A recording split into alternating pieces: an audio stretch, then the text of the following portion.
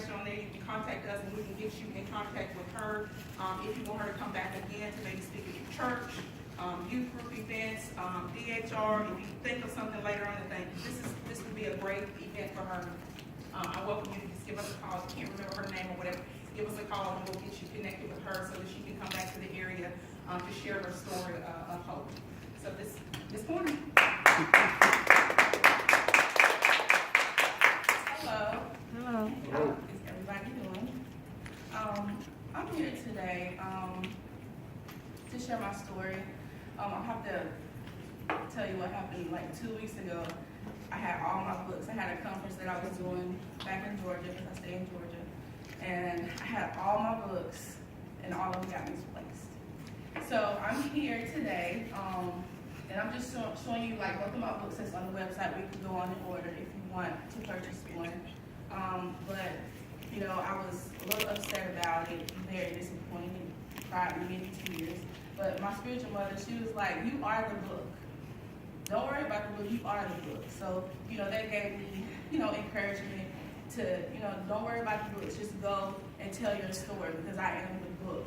And I just want to talk a little bit about both of my books. The first one is really just talking about everything that I went through from the age 2 on up to I opt out of the system.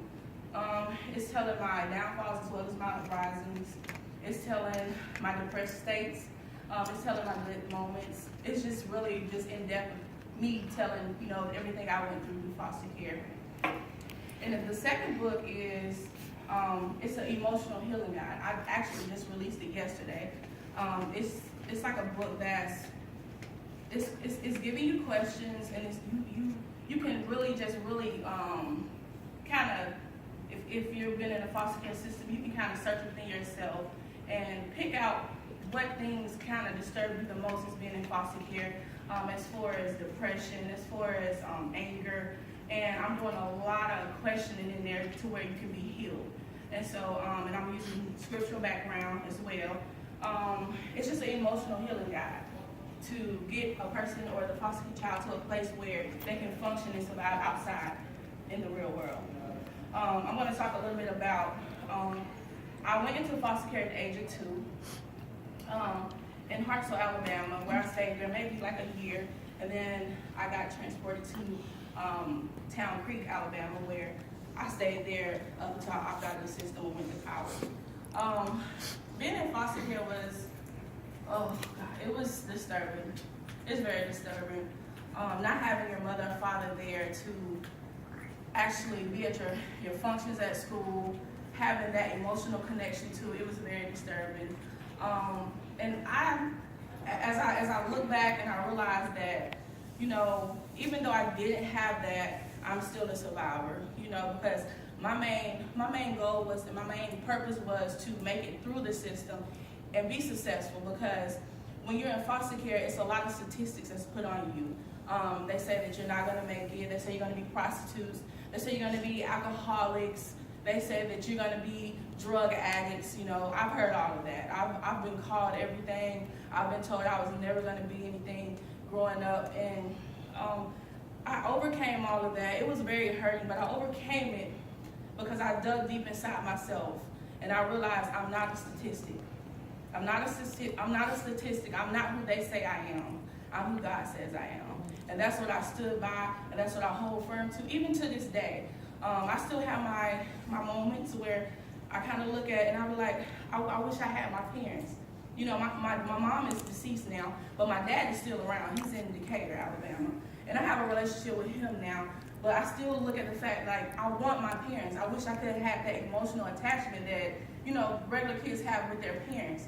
But I look at it now that I'm grateful to just even have a relationship with him now, because, to be honest, I hated him. I hated him for years. Because the reason why I went into foster care is because he was an alcoholic. And he used to abuse my mom. And I'm like the 9th child. There's 10 of us in all by my mom and dad. And he wouldn't take care of us. He would go drink his money up. And that's when the Department of Human Resources came in and they took us. And so over the years, I harbored really, really a lot of different emotions toward him. I hated him. And every time I would try to talk to him and ask him, so what happened? He would always say, I didn't do anything. It wasn't my fault. It was your mother's fault, which I knew deep down that's not the truth. And so over the years, he never came to the point where he would just admit that he was the reason why we got took. Until one day, you know, I had harbored so much anger. I was depressed. I was just going through so many different emotions where I was very, very, very unstable mentally. I couldn't keep a job. I couldn't keep a car. I couldn't keep nothing. I was just going through. And then I had to realize that I really actually had to forgive him, whether he admitted to the fact that he was the reason that we got took or not. I had to forgive him. And I kept asking him, so are you going to tell me you're sorry? Are you going to tell? He never would tell me he's sorry. And to this day, he still hasn't apologized at all. But I took it for myself to dig deep down inside and forgive him regardless. Because I couldn't move forward like this. I could not move forward. I harboring this anger, I would fight. Oh God, I would fight. I would be mean. It was bad. It was bad. But I stand here today, not as a victim, but as a victor. Like she said, like Miss Jackson said, as a victor. I stand here to stand in the gap for foster kids who feel like they're not understood, who feel like they have no one, who feel like I'm a statistic. I stand in the gap to allow them to see that you're not who people say you are. I don't care what background you come from. You can be exactly who you want to be, regardless of your past situation. And sometimes, like I said before, I have my struggles and my moments. But at the same time, I realize and I look back from where I used to be and where I'm at now. And I just thank God. I just thank God for his mercy and his grace, because I could have been a statistic. Don't get me wrong. You know, I could have been on the streets. I could have been on drugs. I could have been an alcoholic like my father. But no, I chose not to. And I thank God for his mercy and grace. And that's my son right there. He's right there with the blue shirt on. That's my strength. That's...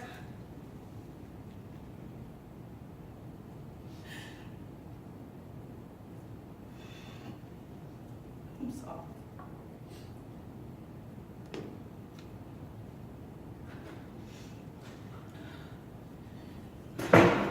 That's my strength, because when I look at him, I fight so hard.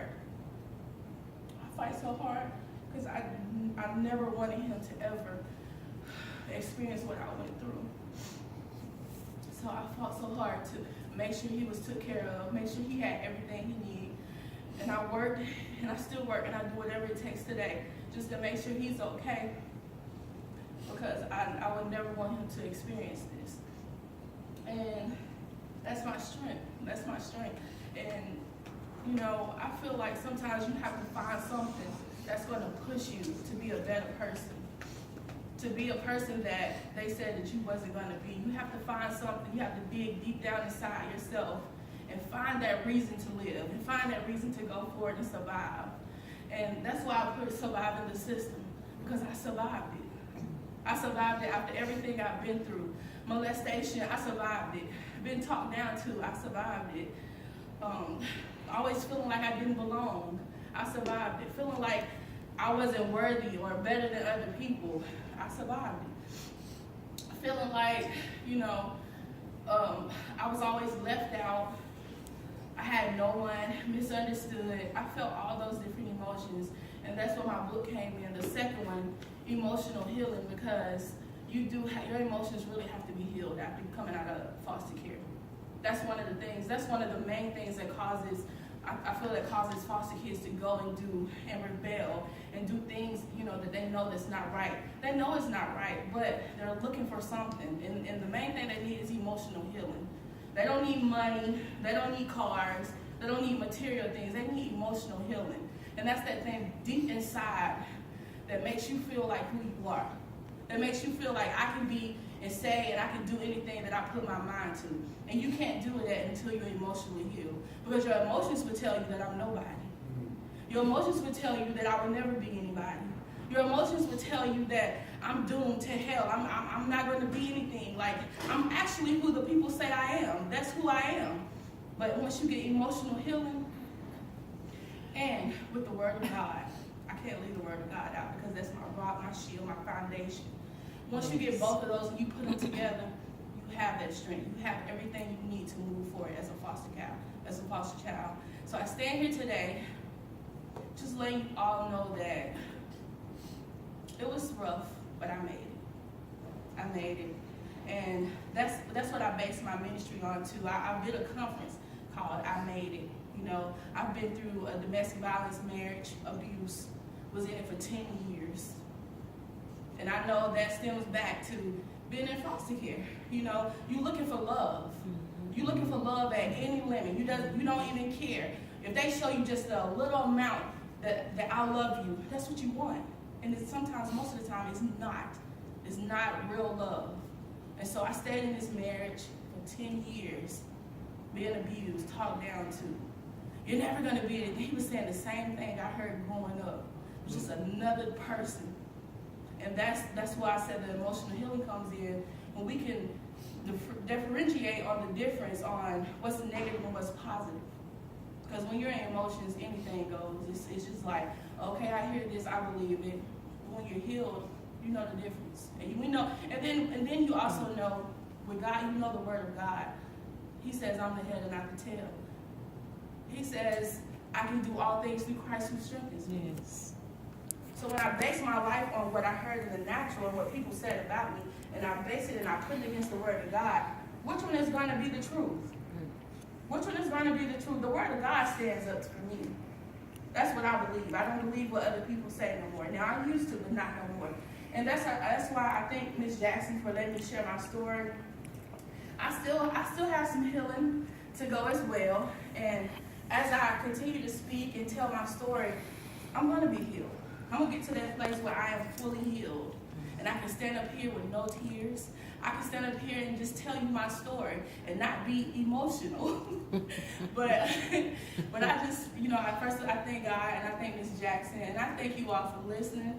And my books are basically on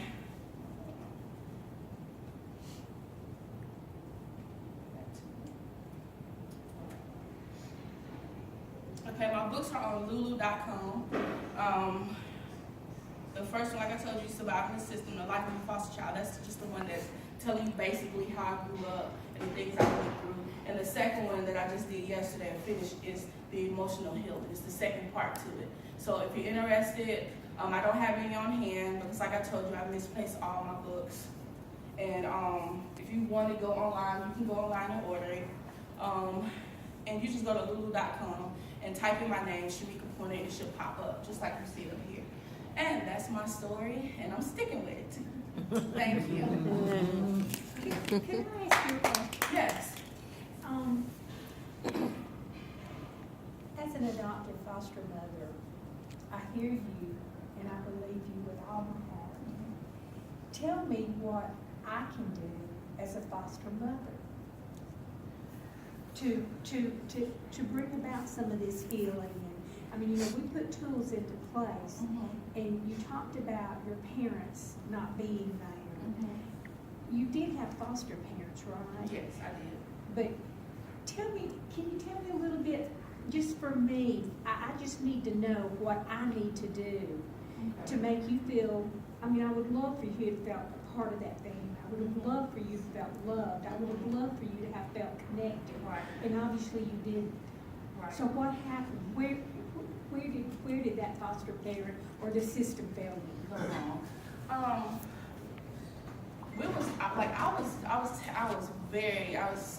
I had everything I wanted. There was nothing that I didn't want. I got double for Christmas. I got double for birthdays. But like I said, material things was nothing to me. I needed emotional. I needed that emotional support. And a lot of times in foster care, I think the foster parents feel, okay, I'm giving you a place to stay. I'm giving you food to put on the table. And they feel in their hearts that's what they're supposed to do. And they forget about the part, this child is torn. This child has been through some things. Like, what can I do to dig deeper than just put food on the table or give them a place, a shelter? And I think the emotional support, even if you have to go to counseling together, counseling, any kind of little outings where it can teach you, just different places. You can look up stuff on Google, you can Google stuff to teach you, to tell you how to be a foster parent. You can go to different places, you know. You just gotta come out of yourself more and stop looking at the fact that I got this and I got that. That, to me, that meant nothing.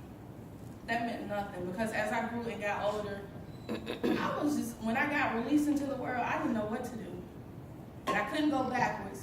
I just had to go forward. So, and I felt like I didn't have that emotional support to my foster parents to even go back and ask them. You see what I'm saying? So if you get that connection with that foster child, don't look at what they've been through or what you're doing for them now. You have to dig deeper. You have to get that emotional connection with them to be able to change things. You see what I'm saying? And show them that you love them. Make them feel like you are mine. You're not mine, but you are mine. You're in my house, and I love you just the same as if you speak it. Say that to them. Yes. Because when you're in foster care and you're going from place to place, children feel like they don't belong, and they put emotional walls up. They put walls up. It's for protection, because they're thinking in their mind, where's my next placement going to be? When am I leaving again? Some of them leave their bags packed. They never unpack. Absolutely. They never unpack emotionally. They never unpack mentally. They never unpack physically, because they're like, okay, what's next? Where am I going next? So my advice is to just get that emotional, you know, that emotional support that they need, that connection, because the emotional is very important. Yes. And it's overlooked a whole lot. Yes. To add to what you were saying, you know, because me and my husband had my 3 nieces. We had them for 6 years, and they was like stepping stools. They came to us when they was like 3, 4, 5. And so they just, you know, transitioned back with their mom not even a year and a half ago. And like she was saying, that emotional part is very important. It is very important. You know, you don't single them out, you know, because they already feel like, you know, you're not my mom, I don't fit in here. You know, they already got that in their mental state. So you have to, you know, come in and be their mom. Right. Come in and step up and, you know, love on them, hug on them, kiss on them, tell them I love you, you're a success. You got to impart stability into their mindset. But and some of these children have that wall built already, and it's doggone hard. Yes. And I have learned that, you know, you're talking about hugging, yes, touching, and that's one thing that I've always been very, very careful for. Yeah. Absolutely. Because you don't want, you know, so I guess I'm just saying that it's easy to say, to build it, and that is my one desire to always do that, but it is doggone hard. Yes. But you have to learn. You have to study the child. You have to learn to study and know if they don't want to be touched, if they want to be hugged, or what's their emotional, what is their touch to make them feel the love. You have to learn. You know what I'm saying? You have to learn. I've adopted 4 children right. that are grown and married, and probably have, and I'm telling you though, it's still hard to connect with these children because that wall is there. And what I do, or what my heart's desire is to figure out, you know, I think we're missing the boat a lot with this reactive attachment disorder when these children's needs were not met earlier on. Right. And therefore that wall is built, and you can't penetrate some of them. Yes. I understand that. I worked, my last 2 jobs, I worked at lockdown facilities for youth, at-risk youth. Most of them are in defense custody, most of them in Georgia is DFACS, here's DHR. But it was an experience for me. But I eventually, for some reason, I told them my story, and that's how I got that connection with most of them. And they cried after I left, you know. But you just have to be vulnerable with them. You have to be vulnerable to them, and it's you know, it's not about me yeah. as a foster parent or as anyone working in, you know, with these children. It's not about us. It's about that child. It's about the child, yes.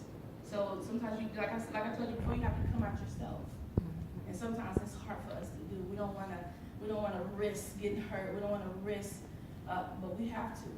You know, that's the main thing. We have to come out ourselves and reach out a little more and try to figure out what can I do, because it's always something you can do. You just have to dig deep for it. It's an answer. It's an answer to every question. We just gotta find it. Even with that wall you talking about, I would experience that when, because my nieces had visitations right with their mom, you know, and when they would go visit her and they would come back, it'd be like a shell is up, like a wall is up, and you have to apply all the way back through that wall to get them to be sensitive and open up. I had to start it all the way back. Every time it would happen, they had to go back over again and ply out that ground again. I'm sorry.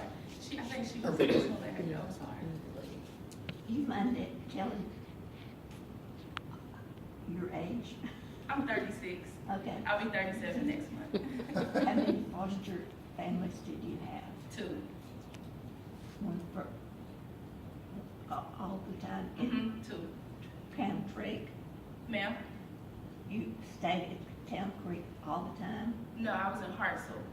I was in Hartselle when I came in the assistant at the age of 2, and then from 2, I stayed there for a year, and then from 3 until I opted out of the system, I was in Town Creek. Same foster care? Same foster home, yes.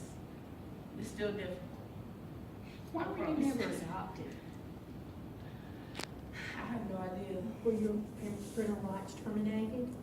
No, it wasn't. And the funny thing about it is my uncle, though, it was my great aunt and uncle that who was with. He passed like the beginning of the year, and then they put on the obituary rules that they're adopted children. And I was like, wow, you know, all the years we were foster kids, but now we're adopted children. So I was kind of like, wow. It was touching. It was a little emotional to see that on there. I mean, it's like, You wow. were with So your family? foster, they were relatives? Yes, yes, ma'am. Yes, ma'am. You Did were brothers? other of your siblings go? Everybody went. It was all Everybody? separated. Okay. That's why you didn't get adopted. Mhm. Okay. Sorry. That's okay, that's okay. I was letting No, that, I could talk at any time.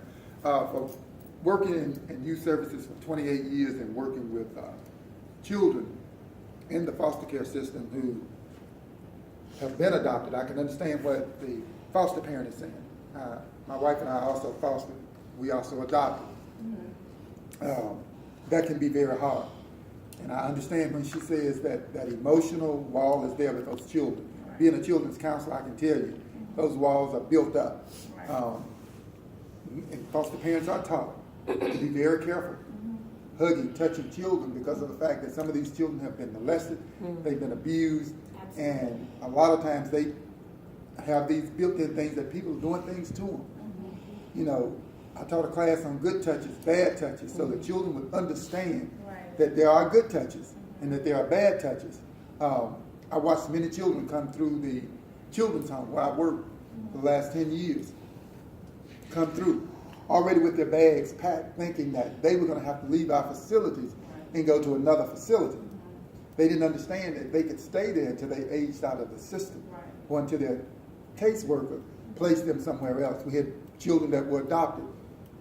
The saddest story that I can tell was 2 years ago. Had a young man who was adopted by a family. Then they decided that they didn't want him. They had put all this time into him, and then they decided they didn't want him. And you talking about emotional hurt. You talking about emotional pain. Just to see him come back into our facility. And then again, we had a family that took him, that was already currently working with him. And I told him that this family that took him from the beginning, I said, it's not going to work. I said, that family is not the family for him. I could see it. And I knew it. And when we got the call, the caseworker said, what you said happened. She said, I hate to say it, but what you said happened. And I fought tooth and nail in a meeting for this child not to be adopted by that family. But because I worked with that child, because I was the counselor and one of the directors there at the home, I had to remove myself from it. I could see it. I could tell just from those parents. You know. And you know when you got great foster parents. You know when you got great foster parents. And you know when it's those there that are just there for financial gain or whatever. Right. The one thing that hurts me most is that to think that you never had permanency in your life. something is wrong. Did you, Something is Well, wrong. when the shoes coming up, they didn't allow foster parents to adopt. Well, no, they would have. no. Foster- Not at first. Well, no, but I have a child that's her age. Right. That I adopted through the foster care system. Absolutely. So yes, she could have, her age, she could have been adopted. She could have been adopted. I was first. Did your caseworker, Yeah, well, I adopted, and I know that Would they you- could have been, she could have been It's adopted. been since 89. No, ma'am, Yeah. no, we adopted our children, and Okay. my son is, That was the rule there. my son is, But it- my son, I'm not gonna tell how old he is. right, Ma'am, they've been doing adoptions for ever Because your since. family. Yeah, I mean, that might have been it, I'm not it sure. was, but all my children were adopted from the foster care system. Did your caseworker ever try to find a forever family for you? No, it's, and So- As long as they agreed to keep us, But that's they what were, it was. they were a family. They were placement. family that Yeah. had, okay, so you They were were, a family you were with placement. family, and So that's what that's- they do, they wanna try to put you back with family, they wanna Right. keep you in the family unit, so. What is the cost associated with adoption? If Is it you, expensive? no, it It's not depends very upon if you, do a state adoption, a child that's already in the system and special needs, minimum. I just wonder if that's a barrier. I was just trying to figure out if that's. And there are also tax credits. I think it's Right. usually like, I have a friend that just, that I do. adopted, and it was, she said it was $125. The attorney did the tax credit, he got that first tax credit, and that went for the attorney's fees, and it was just paperwork, $125 is all she paid. We adopted, our last adoption was 8 years ago, and, we paid our attorney, I think it was $2,500. The state reimbursed that. Right. And I also got a tax credit. I mean, and I don't, that sounds like, I mean, that's just how it is. Right. Yeah, That's just how it is. So it's, I think most people don't adopt also is because they actually think it's very expensive. That's what I was. Because that's saying. my Right, mind. I'm right, saying it's right. It's gonna be, or the scrutiny, I know a lot of people, that I come across when I have, cause we get a lot of grandparents that are getting kids we have a lot of our clients that are on drugs and grandparents are raising kids. So, and I think part of that is not knowing the system, and so they think that it costs a lot, and then the scrutiny of the HR coming in, because if you're a family member, you just keeping, a grandchild or whatever, and your granddaughter, leaves, you just keep the child as a grandparent. But if it's somebody that you're actively going into the system, that scrutiny where they're coming in and doing the home visits and all that kind of stuff, you have a regular parent that's just, there's no criteria for being a mom, you can just have a baby. But if you go into the adoption, that scrutiny of checking to make sure that you're financially stable and in the money, I think there may be a gray area there when it comes down to adoption of who can adopt and who if can't. you're foster parent, you have some study done.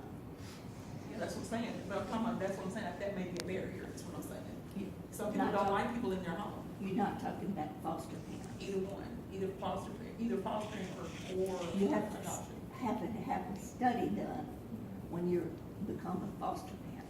That's the process I'm in now, because I'm trying to do a foster. right, you have a home study, they'll do a home study. That's my next process. Find I'm out. They coming in And and if doing you a have home a foster parent study, you don't have to have another one. No, I'm saying even the initial one. Some people don't like anybody in their home. That's what I'm saying. That's And why I they know, don't especially in the become. African American community, that may be a gray area. People don't like that scrutiny of coming into your home and say, what are you doing? Who's staying at your house? Who, that kind of stuff, that scrutiny. I think it could be a barrier. and I agree with you wholeheartedly, but you know what?